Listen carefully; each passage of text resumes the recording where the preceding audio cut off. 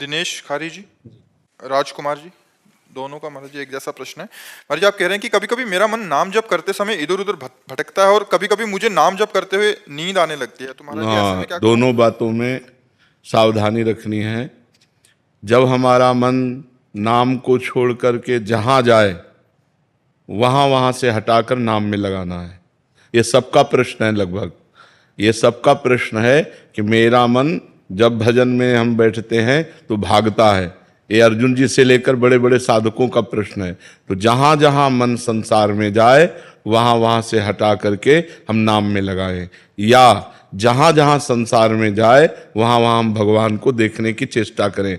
इस वस्तु के रूप में भगवान, इस व्यक्ति के रूप में भगवान, इस स्थान के रूप में भगवान, क्योंकि भगवान के सिवा कोई नहीं है। इससे हमारा मन शांत होने लगेगा। जहाँ जहाँ जाए वहाँ से हटा के नाम में लगाना, या जहाँ जहाँ जाए वहाँ भगवान को देखना। और तीसरी बात, अगर हम कुछ नहीं कर पा रहे हैं तो नाम पर ध्यान दें। हमारे मन से सब कूड़ा करकट निकल रहा है, जो गंदी बातें हमारे मन में भरी थी वो सब डिलीट हो रही हैं नाम जप के द्वारा। ऐसी भावना करें तो मन निर्मल होकर, ये 3 साधन बताए, इससे मन आपका एकाग्र होने लगेगा। रही नींद की बात, तो भोजन पर ध्यान दीजिए। भोजन सात्विक होना चाहिए। प्याज, लहसुन, मांस, मदिरा, अभक्ष भोजन, ये सब अगर त्याग कर दोगे तो सतोगुणी भोजन और 6 घंटे की निद्रा।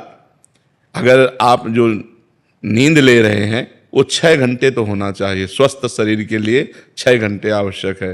तो अगर आप 10 बजे रात के सो जाएं तो 11, 12, 1, 2, 3, 4 बजे आपकी आंख खुल जानी चाहिए और फिर नींद नहीं आना चाहिए। अगर नींद आती है तो खड़े होकर भजन करना चाहिए, टहलने लगना चाहिए, ठंडा पानी रख ले मुख में ऐसे डाल लेना चाहिए।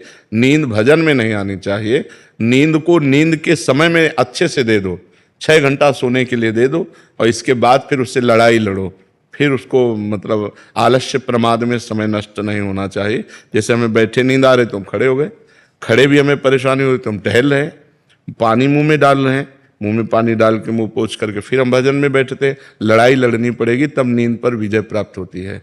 तो दोनों साधनों को देखे, मन जो बार बार भागे तो इन साधनों को, और जब नींद आवे तो ऐसे। पर भोजन का सुधार कर ले। तमोगुणी भोजन पाने से फिर भजन में नींद आएगी।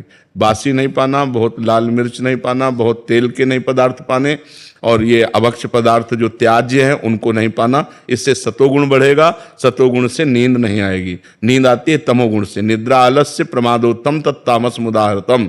तमोगुण से ही नींद, आलस्य और प्रमाद की उत्पत्ति होती है। वही हमें परेशान करता है। तो सतोगुणी भोजन पावें और थोड़ा भोजन पावें। अब दबा के यहाँ तक भोजन पाया तो फिर तमोगुण तो हो ही जाएगा। अगर हमारा 8 रोटी से काम चलता है तो हम 5 रोटी में लावें धीरे धीरे। वैसे 24 घंटे में शोध किया गया तो 400 ग्राम अन्न से भरपूर स्वस्थ जीवन चल सकता है। पर अपने देखो किलो 2 किलो तो एक बार में हो जाता है, सब्जी दाल और सब मिला के खान पान। अब पानी चाहिए, जैसे हम 1 किलो अन्न पाए तो हमें 2 किलो पानी चाहिए, उसमें डबल पानी तो हमें चाहिए ना। और फिर वायु के लिए जगह चाहिए।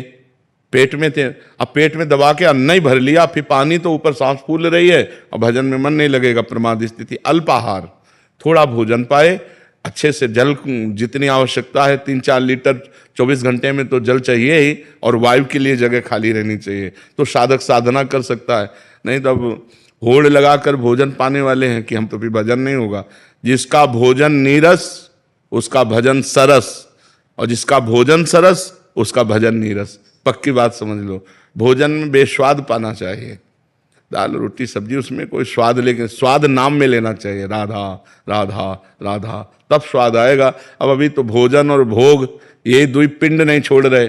रसेंद्री और जनेंद्री के भोग यही पिंड नहीं छोड़ रहे। तो खूब नाम बढ़ाओ आगे, धीरे धीरे ठीक हो।